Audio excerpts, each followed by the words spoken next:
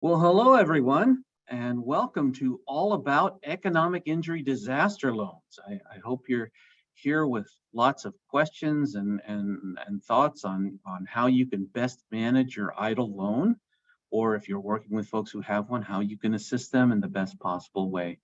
My name is Rich Mostert, and I'm the Director of Valley Community SBDC, Small Business Development Center, and I'm pleased to be here to get you started with a very awesome speaker we have. Basically, I do want to give you a little bit of a heads up about SBDCs, or Small Business Development Centers. We are throughout the United States, and here in the Central Valley, we have a region that covers 14 counties and 6 different centers. And what we do is we provide no cost, confidential counseling, technical assistance, and training to anybody who needs help with their small business. So if you're working with a business and you need help, or you're a small business and you need help, please look at the bottom of the screen that we're showing you right now. This shows you all of the areas we cover in the Central Valley with our region. And feel free to go to www.sba.gov/local-assistance, and it'll direct you to find your local SBDC office who can help you out with things. I encourage you to reach out, and we will help you in any way possible. So with that, if we could maybe, Maureen, put that link in the chat as well, that would be very helpful. And if we can go back to the previous slide very quickly, just so we have a slide to work from. And I see he's doing it by the arrow.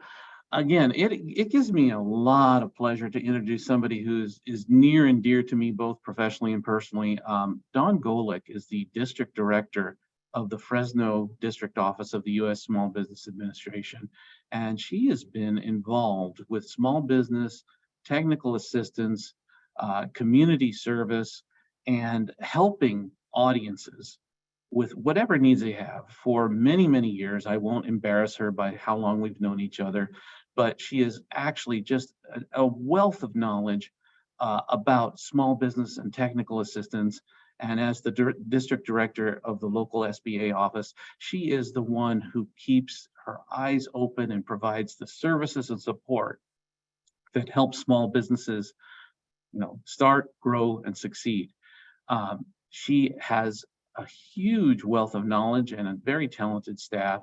And our purpose for bringing her on is because it's time now to talk about how we can work with folks who are servicing their EIDL loans.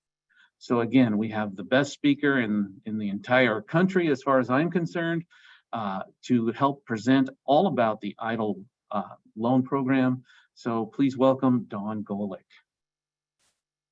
Well, thank you so much, Rich. Thank you to Kelly and the SBDC. I'm so happy to be with all of you this morning and look forward to spending some time talking about the economic injury disaster loans. I know that many of you are beginning to start repaying your COVID economic injury disaster loan. And so we want to make sure that you have the information that you need to be able to do that. So as Rich said, I'm Dawn Golik. I'm the director of the Fresno SBA District Office. We are located in downtown Fresno, but we serve the whole San Joaquin Valley and Central Coast, the 15 counties of California's San Joaquin Valley and Central Coast. And if you're a small business owner, if you're a nonprofit organization that has questions about your COVID EIDL, I'm going to share some information here with you at the end on how you can reach us. But please know that if you take away nothing else today, take away this. You are not alone. If you have questions about your COVID EIDL, if you need help, the SBA is here to support and serve you.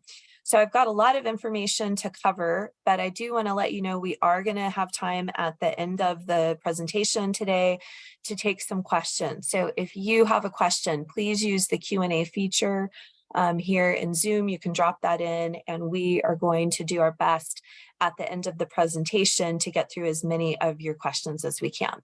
So just a quick overview about the COVID EIDL program. Millions of businesses and nonprofit organizations took out these loans during the pandemic. and they were really a valuable lifeline. And they are now, many of them, starting to come up on the time when businesses are going to have to start repaying those. So unlike other programs that were available during the pandemic, the COVID EIDL is a loan. It was not a grant. And so the loan has to be repaid. It is not one that had forgiveness like the PPP program did. So you will have to repay the loan. I also want to note that all of the COVID EIDL loans received a 30-month deferment. Now, if you were a business who got one right at the very beginning of the pandemic, at that time, they only had a 6-month deferment. But over the course of the pandemic, SBA did roll out a blanket deferment period for all loans that gave you 30 months, 2.5 years, where no payment had to be made. And the loan is really designed to be repaid over the course of the 30 months. Your payment will be should be enough to cover the loan, although if you did get the 30-month deferment and you may have had an initial 6-month deferment, you may have a loan that would have a small balloon payment at the end to cover the interest that accrued during the deferment period. But also important to note that there's no penalty for prepayment. So if you want to prepay these loans, if you want to make a little bit more of a payment each month to pay it off sooner, you can do that, and there is no prepayment penalty. And we are going to talk today about, what to do if you are experiencing challenges with making a payment. We know that some businesses are having difficulty, but we really do encourage you to not default on the loan if at all possible. And we'll talk a little bit more about that. So again, 30-month deferment on the loan, and that is from the 30-month start when you got your initial disbursement of funds. I know many of you watching may have gotten a loan increase, but the 30 months of deferment starts when that initial loan was sent out to you. And that should all be in your note that was part of your loan closing documents. So I want to spend some time this morning talking about the new MYSBA Loan Portal. Most importantly, if you are a COVID EIDL borrower, is to be an empowered borrower, right? There's a lot of information that you can get access to about your loan, including things like the balance of your loan, tax information. If you need a 1099 or you want to know how much in interest you paid, you can get that. If you have multiple SBA loans, you're able to look at all of those.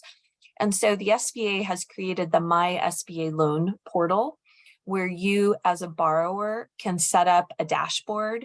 You can go in, you can see all of the details that you need about your loan. Now, some of you watching may have set up a portal under the old system that SBA had last year, the CAFS system. So if you have a CAFS account, please know that you don't need to set up a new portal on the MYSBA platform. Your CAFS username and password will work on the MYSBA Loan Portal. But for those of you who may need to set that up, we're going to walk through that this morning. So this is what that looks like.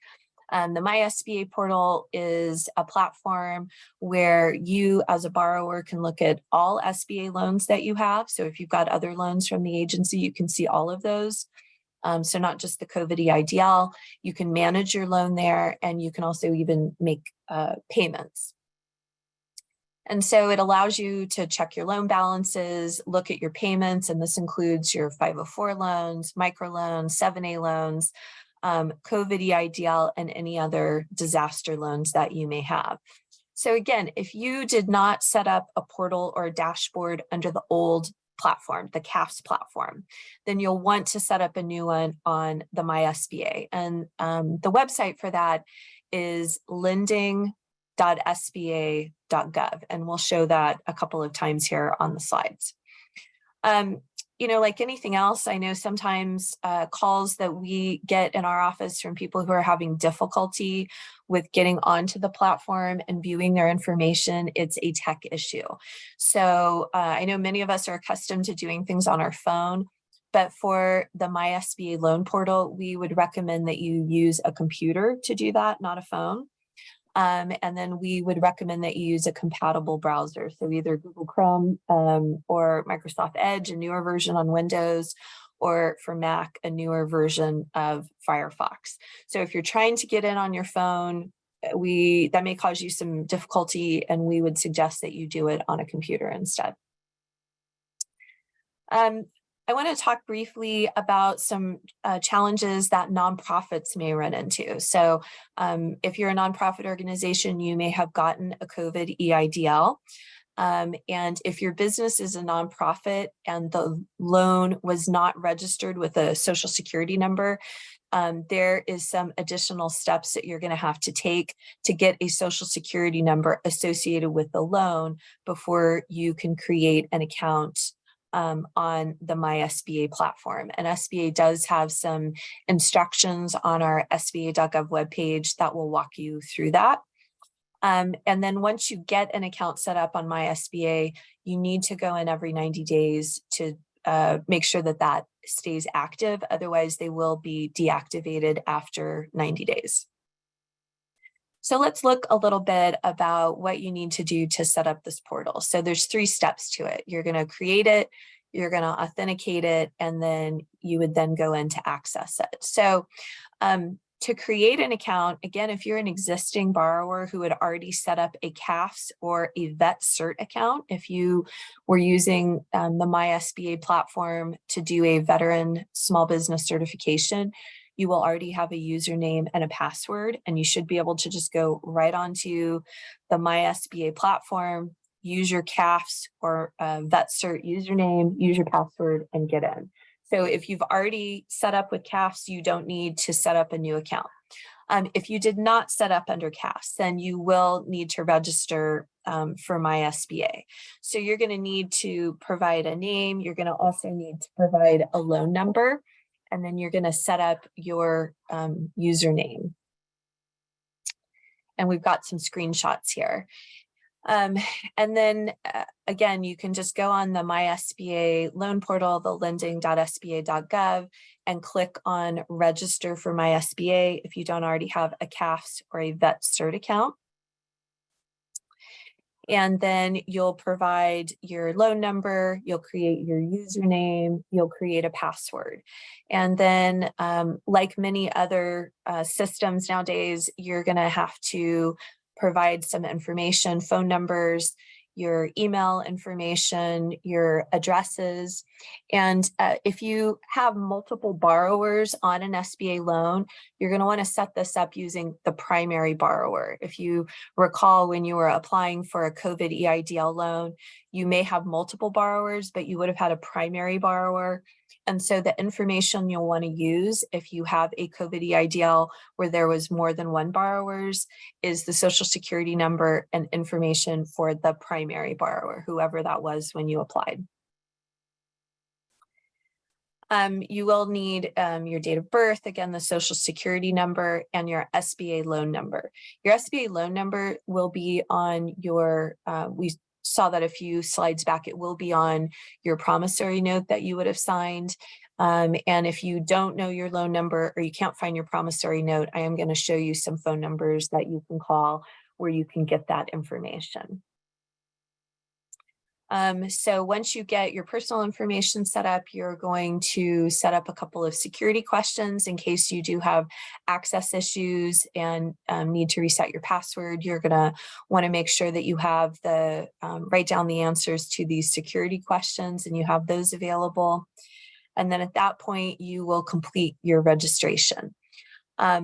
So once you've completed your registration, you will get a verification email at whatever email address you used when you set the account up.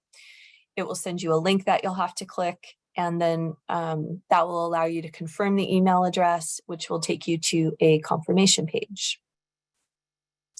And then once you do all of that, you should be able to then go back in with your username and your password to be able to sign into your MySBA platform. And again, the web address that you'll use for this is lending.sba.gov. So once you've created and authenticated your account, then you'll be able to go in and actually access your loan information. And so we'll look here at what that looks like. So once you get back into your account, you will be able to see a couple of different options from the home page. One of them is to get messages. If my SBA platform does allow you to communicate with the SBA, you can send messages to them, they can message you back. So it is a secure platform where if you have questions about your loan, you can reach out to the SBA and they will respond to you here on the platform. So you can check your messages. You can also go in and look at your loans. Again, if you have multiple SBA loans, all of those associated with the Social Security number that you use to set the account up will show up here. So if you have multiple SBA loans, you should be able to see those here. You'll be able to access your statements and the dashboard about each individual loan, which we'll look at here in a moment. And very important, you can also make payments. Now I want to pause here and talk a little bit about payments. I know, again, some of you watching may have set up an account under the old CAFS system where you could not make payments there. You had to separately make payments on the pay.gov system. So if you have set up recurring monthly payments on the pay.gov system, you do not want to set up a payment on the MYSBA system because then you'll be doing duplicate payments.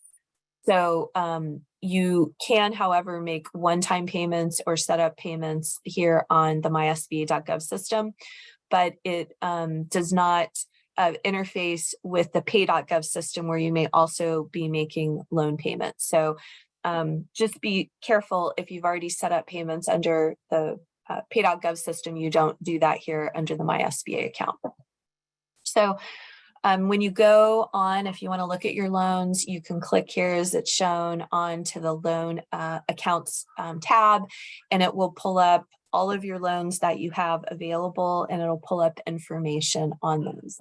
So this is just a sample of what you would see. So you can put in the loan number, or it will pull up a list of the loans. You can look at the information about the loan. You can look at your loan amount. You can look at your balance.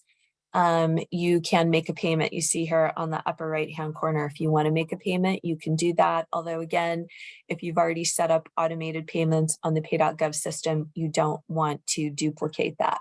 But this is really important information for you, again, as a business owner. If you want to know what is my loan amount, if you want to get a payoff amount, if you have a question about the loan, if you made a payment on pay.gov and you don't see it reflected here, these are all important things that you will be able to do as a borrower easily because you've set up this online dashboard. If your accountant wants a copy of your 1099 form, you can also download that and get that, as well as the interest that you've paid here on your MySBA platform. So again, a lot of really good, important information for you as a borrower to help you be an empowered and informed borrower and make the decisions that you need to make about your loan. So you can go on and view your payment history, see the payments that have been made. Again, if you need to make a payment, you can do that automatically here on the mysba.gov platform.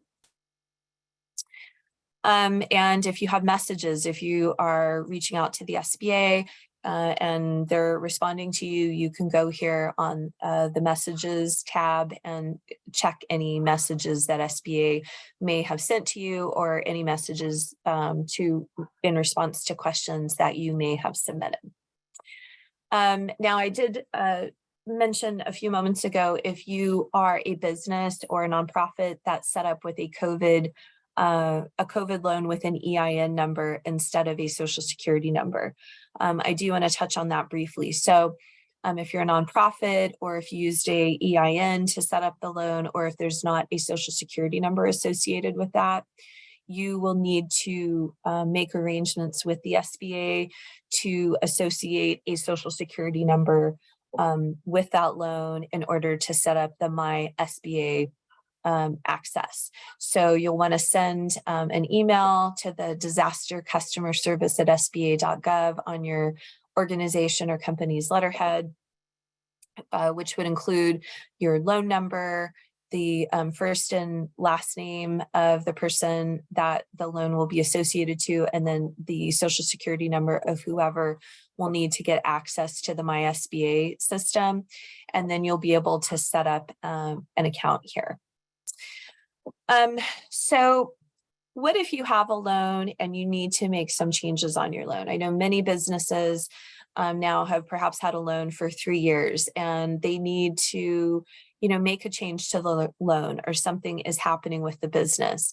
Maybe they need a change of ownership. They've had a borrower has passed away. They need to subordinate the loan. They need to get a UCC release on business assets. All of these are things that the SBA can assist you in doing. Now, I do want to note that particularly if you're looking at making changes to your loan, you need to request SBA approval before doing that.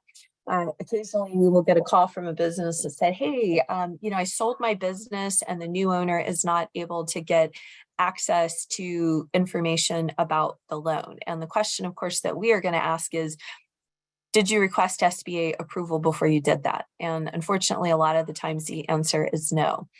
So as outlined in the promissory note that you signed as part of your loan, all of these things you need to get SBA approval for before you do that. That's very important. So if you need to request a servicing action, you can call the SBA Disaster Customer Service Line. The number's here, 833-853-5638, or you can email the COVID EIDL servicing at sba.gov, and they can assist you with getting that servicing action done. But again, you need to request SBA approval before you take action, in particular to sell the business or to change ownership of the businesses. Now, I want to touch a little bit on something that I know we're getting a lot of phone calls on in my office, which is businesses that may be having difficulty making their loan payments. So as I mentioned at the beginning, there is no forgiveness associated with the COVID EIDL loans. They do have to be fully repaid. And if you did get a loan that may have had the initial 6-month deferment, but you opted to take the 30-month deferment, which you were allowed to do, then interest is still accruing during that deferment plan. And the payments that you're making may not be enough to fully amortize the loan. So you may have a small balloon payment at the end. But if you are struggling to make your loan payments, I want to talk a little bit about the SBA Hardship Accommodation Plan. This is a one-time option that you have as a business. So you only get to use it once during the life of the loan. And what it will do is it will give you a 6-month period of partial relief where you would only have to make 10% of your monthly payment. There is a $25 minimum. So if your loan payment was $100, the minimum that it would drop it down to would be $25. But it gives you that 6-month period where you would only be making partial payments. Again, 25% or 10% or a $25 minimum. You can make larger payments if you wish. And then after the end of that 6-month period, your monthly payment will resume. It does provide the option to potentially continue that hardship accommodation. So you can request to continue that. But I would say there's no guarantee that you would be able to do that. But I think it's important for you to know as a borrower, especially if you're having difficulty making the payments, if perhaps you're looking at restructuring the business, potentially selling the business, changing owners. I think this is important information because it does buy you some time while you may be making important decisions about your business where you may not have to make those payments. So you need to request that from the SBA. So if your loan amount is $200,000 or less, you can go into the MYSBA Loan Portal, and there's a button that you can click on your MYSBA Loan Portal where you can just request that automatically in the MYSBA platform. If your loan is over $200,000, then you're going to have to reach out to the SBA and request it that way. So you can do that either by phone, the number is here, or you can do that by email. And then the SBA will work with you to determine if you're eligible for that program and to work with you to see if you may be able to get this hardship accommodation. So again, it's only a one-time, you only get to request it once, and it does drop your payment down to a minimum of $25 or 10% of your loan amount. So, I know that, not all businesses have been able to bounce back from the pandemic. And so we wanted to make sure that you know that that is potentially available to you, although again, it does have to be approved by the SBA. So what to do if you're having difficulties registering on the MYSBA Loan Portal. This is just a little screenshot from the portal. There is an 800 number, and they will walk you through any tech issues that you're having over the phone. I know a lot of times people are sometimes hesitant to call the customer service numbers. They think, well, I don't know if they're going to be able to help me. I will tell you that we generally are seeing people get fairly good assistance from the customer service number, and they should be able to work with you and help you troubleshoot what the issue is that you may be having if you're trying to set up a portal. So please reach out to the 800 number for the MYSBA Loan Portal if you're having difficulty setting up an account. If you're having difficulty with a tech issue regarding the account, they should be able to help you troubleshoot what the source of that problem is and help you get it resolved.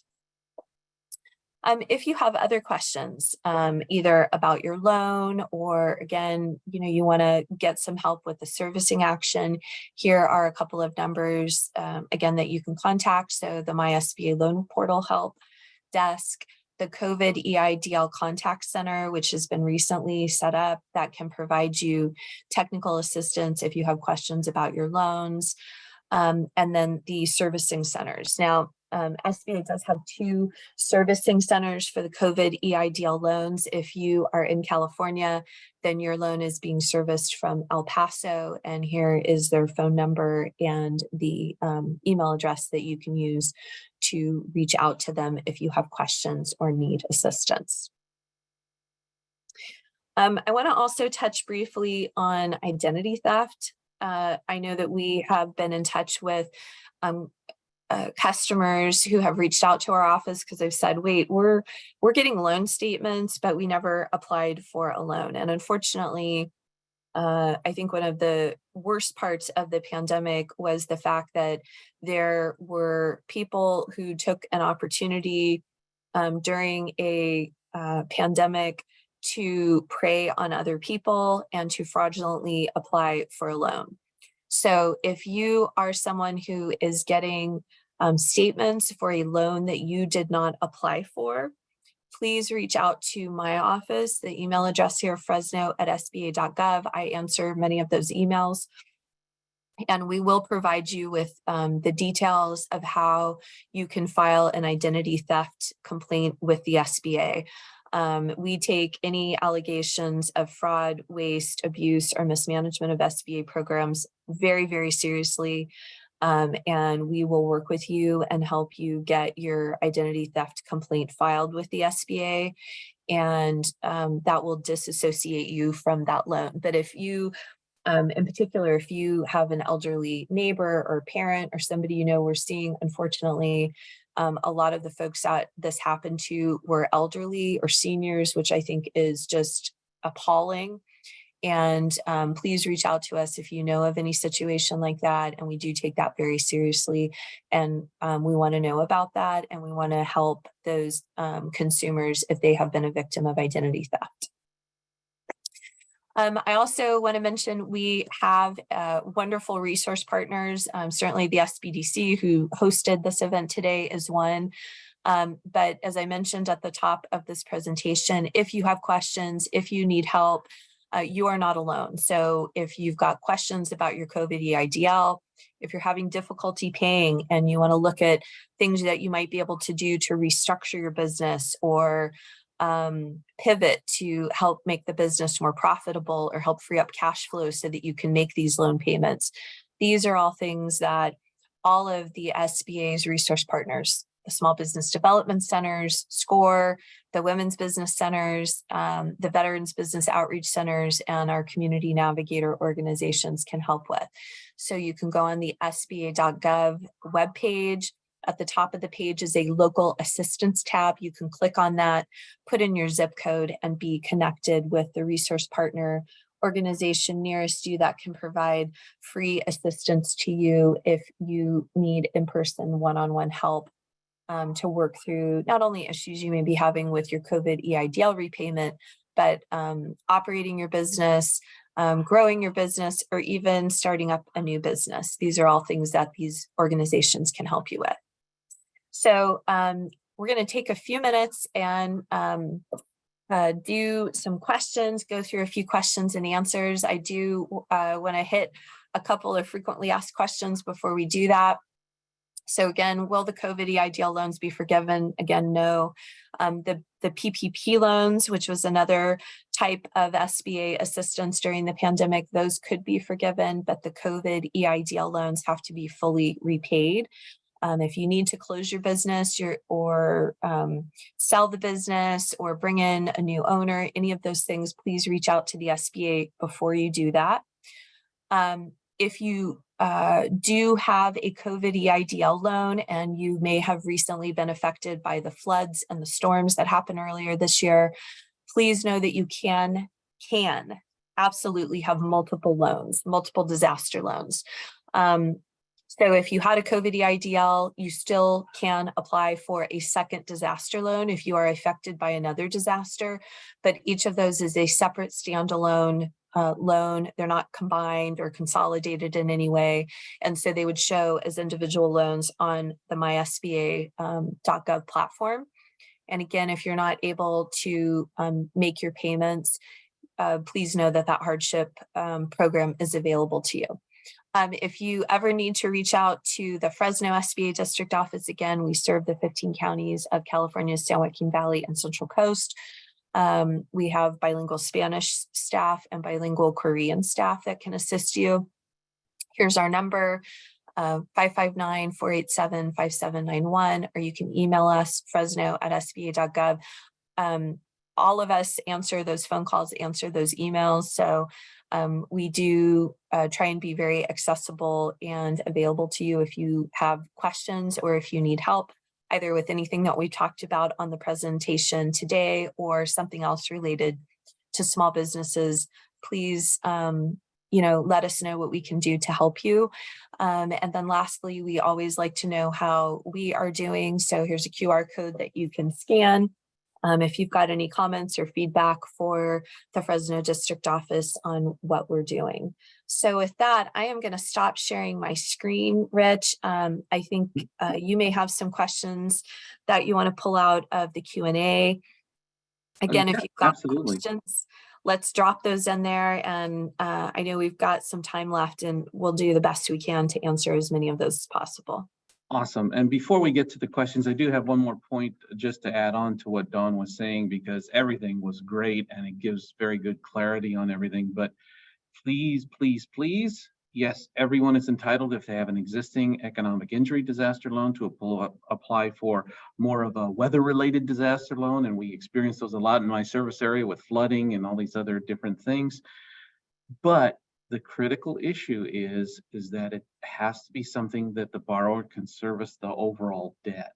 This is not a guarantee you're going to get your money. So please, when you're doing your analysis, work with anybody on that list that Dawn provided you earlier to make sure this is something that you're able to apply for, that you can service the debt.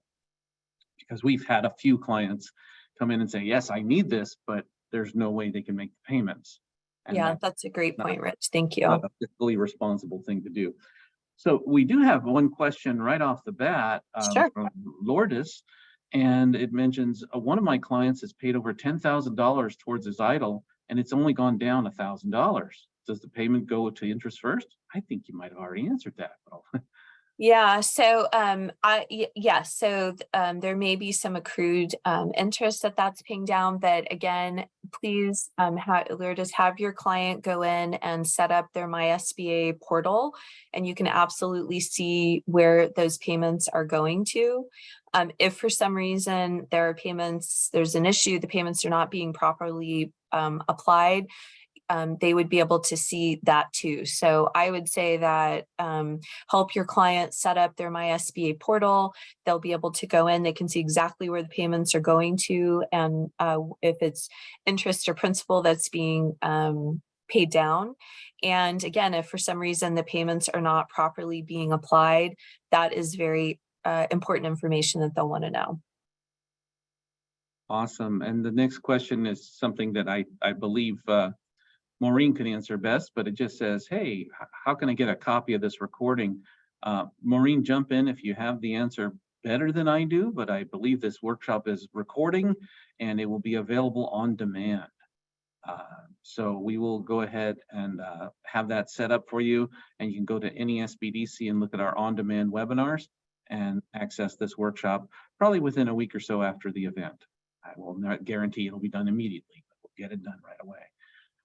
Another question that came up was talking about EIDL repayment. There are no prepayment penalties, correct?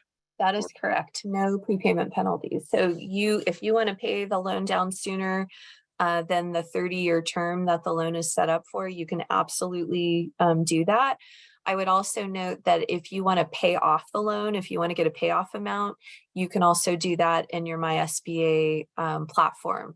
So that is another option that is available to you. If you just want to pay the entire loan off, you can absolutely do that as well, and there's no penalty for doing that. Okay, another question that came in is basically we are looking at possibly selling our business, and you touched based on this that they need to contact the right people to get pre-approval to do that. But can you go over a little bit more about the process if you do know that, or is it something they need to work directly with those entities who are doing the approval? Yeah, so a lot of that is going to be on kind of a case-by-case basis, because depending on your loan amount, if it was under 25,000, it's easier because there was no guarantee, no UCC filing. If it was over $25,000, there may be a UCC filing. And so again, depending on each individual loan situation, as far as the size of the loan, the balance of the loan, and the type of servicing action that is requested, some of those servicing things are easier to do than others. So it does take some time. So it is not something where you're going to call SBA and necessarily get clearance a week later to sell the loan or to sell off assets of the business. But if you're looking out at taking an additional loan, there may be a UCC filing that's encumbering, or some of the assets of the business that you might need to have released. These are all the kinds of servicing actions that SBA can help you with, that you need to reach out to the servicing center to get them to kind of discuss that with you and walk you through that. And again, it does take some time for those things to get approved. Great, thank you. There's another one that's somewhat answered, but I think there might be a little bit more behind it. It says, if I decided to sell my business, can the loan be transferred to a new owner? And obviously you talk about that, but the question is, would the new owner also have to become underwritten and approved for the loan, or can it just be transferred? Yeah, again, there's some on a case-by-case basis. It could be that maybe, the loan is paid off. It could be that you add an additional borrower or add another borrower and then take the original borrower off. So these are all things that will have to be kind of worked through again on a case-by-case basis. I would say it is certainly easier to do for the smaller loans than for the larger ones.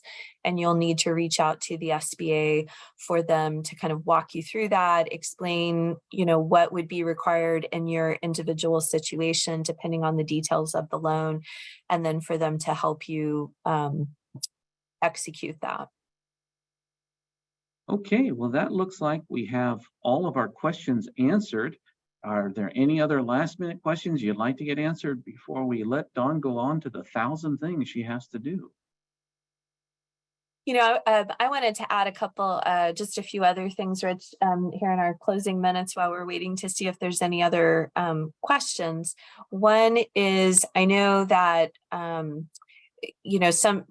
there were people that, initially may have applied initially and might,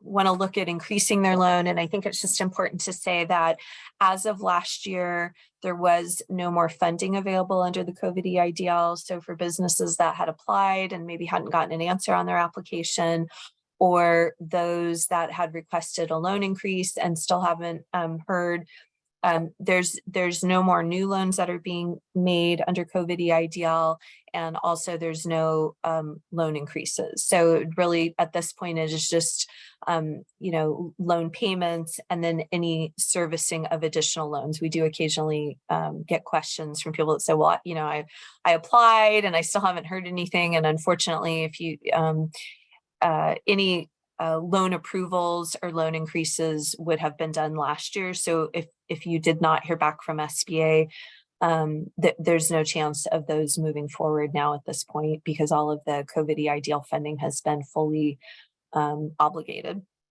And then again, no forgiveness. There was forgiveness under PPP.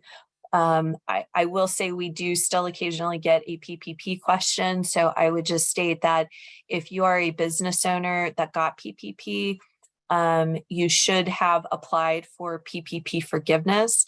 Many of those loans were eligible for automatic forgiveness, but you did have to take the step as the borrower to actually apply for and request PPP forgiveness. We do still occasionally get questions from borrowers that say, well, I think the loan was forgiven, but I never asked for forgiveness and I don't really know what's going on. So you needed to actually request PPP forgiveness. And if you have not done that, you need to reach out to your lender or the SBA or the SBDC for help with that. Because I know there are still some borrowers that have not requested their PPP forgiveness, even though the time frame for doing that has since passed. Well, the sign of a good presentation and a good speaker is the fact there's one more question. Okay. I'm going to paraphrase this a little bit. Basically, with the potential for any pending recessions or economic downturns, are you aware of any talk to extend or delay payments or defer payments? Yeah, so SBA, we can't comment on, pending legislation or proposed legislation. I can only speak to what is currently in place right now. And the current regulations for the SBA Economic Injury Disaster Loan is that it is a loan. It does require borrowers to fully repay it. Again, you have the 30 months of deferment. You do have 30 years to repay it. And the interest rate, again, for nonprofits was 2.75%, for businesses 3.75%. So it is, it really was structured to be, have the lowest possible payment over the longest possible period of time for borrowers. But, it does require, as of today, right now, it does require full repayment. So, again, if you are a borrower who has concerns about repayment, is having difficulty with repayment, we would really encourage you to reach out to the Small Business Development Center or one of your other resource partner agencies for help to look at, what is going on with the business, ways that you may be able to free up cash flow or increase the profits of the business in order to be able to make those payments. But as of this time, I can only speak to what is currently in place, and it is a loan that does require full repayment. So basically, your crystal ball is still in the shop. We don't know. Don't know what might happen, but can only speak to what is currently in place right now. Mhm. And critically, for anyone out there, again, work with your local assistance organizations who can look holistically at your business and maybe give you some insights or advice to help you better your cash flow or your profitability. But the truth is, if at all possible, you need to try to repay this loan for a number of reasons, mainly for your credit standing and the long-term viability of your business, but also there's never going to be a loan that with these kind of extended terms and low interest rates probably in the next 10 to 20 years, unless there's some other catastrophe we don't see. So it's probably the easiest loan to repay if you look at it from just a practical standpoint. So it's imperative that you work to pay that back as much as possible. So, And Rich, I'd like to just make a comment too. I know, sometimes businesses will get these payment notices, and I didn't mention this, but I do want to talk real briefly about that. So at the beginning of the pandemic, SBA was sending out a monthly paper statement to borrowers. However, that did get turned off. And so if you are not getting paper statements, but you know that you are within that 30-month window and you probably should be repaying,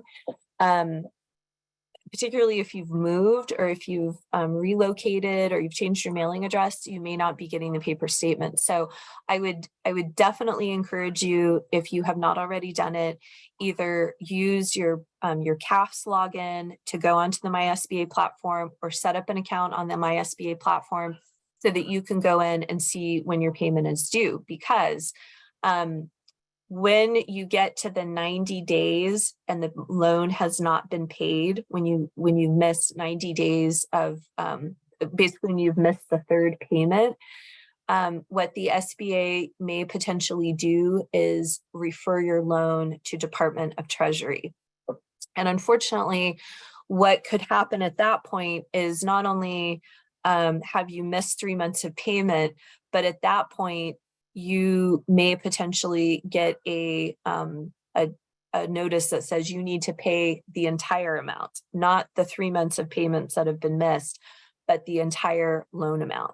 So we do not want to see anybody get into a situation where you're struggling to make a $300 payment and you just avoid and don't deal with that for 3 months. And then you get a letter from Department of Treasury that says, okay, we're here and we want the full $150,000 loan repaid.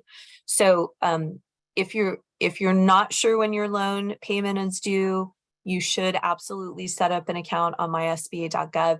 If you have missed payments, you need to immediately get in touch with the SBA. Even if it's past the 90 days, please reach out to the SBA. You can reach out to our office too, to the Fresno district or to the SBDC.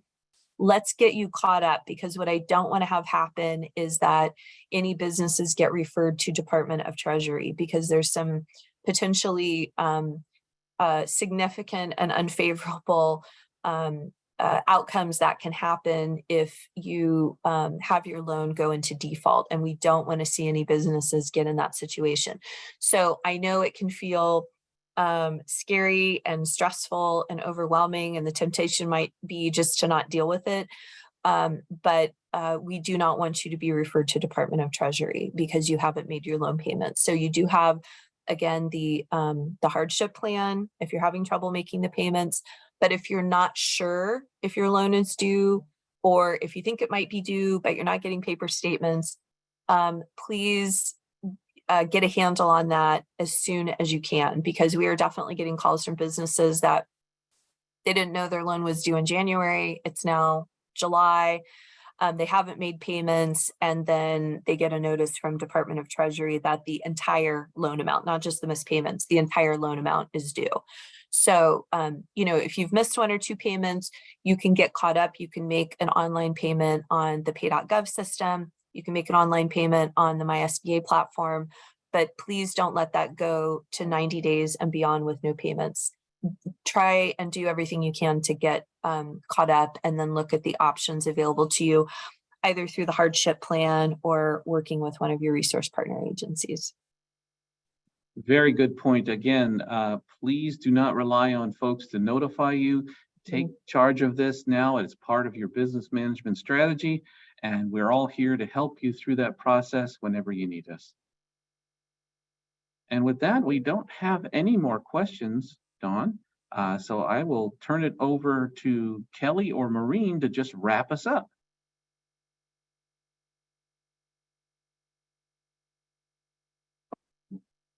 You're on mute, Kelly. Okay, well, fantastic job.